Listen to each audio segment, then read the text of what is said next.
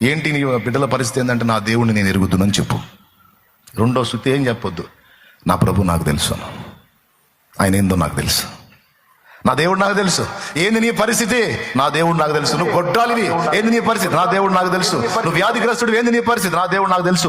కేసుల పాలయ్యావు, ఏంది నీ బతుకు? నా దేవుడు నాకు తెలుసు. అప్పుల పాలయ్యావు, ఏంది నీ బతుకు? నా దేవుడు నాకు తెలుసు. నేను ఆయన ఎరుగుదును. ఆయన ఒక చిన్న కార్యం చేస్తే ఇవన్నీ అడ్రస్ కూడా ఉండవు. చేస్తాడు. నేను ఆయన మీద విశ్వాసం ఉంచా, సిగ్గుపరచడు. ఆయన నమ్మి అడిగేశా, మునగనీయడు. ఆయన నమ్మి అడిగేశా.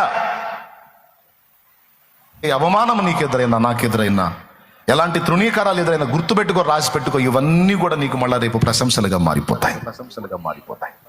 అలా చేసే దేవుడు నా దేవుడని నువ్వు ఎరగాలి. ఈరోజు నీ బిడ్డల్ని బట్టి నువ్వు కృంగిపోతుండొచ్చు, నీ బిడ్డల పరిస్థితులను బట్టి నువ్వు అల్లాడిపోతుండొచ్చు, ఏడుస్తుండొచ్చు, వాళ్ళు ఎదుర్కొంటున్న అవమానాలు, వాళ్ళని గురించి నలుగురు అంటున్న మాటలను బట్టి నువ్వు కుమిలిపోతుండొచ్చు. కానీ ఒక్కటి గుర్తుపెట్టుకో, నా దేవుని బట్టి నువ్వు కలత చెందొద్దు, నా దేవుని బట్టి ధైర్యం తెచ్చుకో, సిగ్గు ఫీల్ అవ్వద్దు.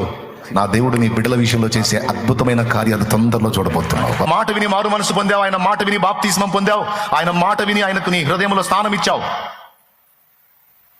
ఆయన మాట చొప్పున బతకడానికి అహర్నిశలో ఆరాట పడుతున్నావు. ఆయన మాట చొప్పున నువ్వు వేసిన అడుగు నా దేవుడికి తెలియదు.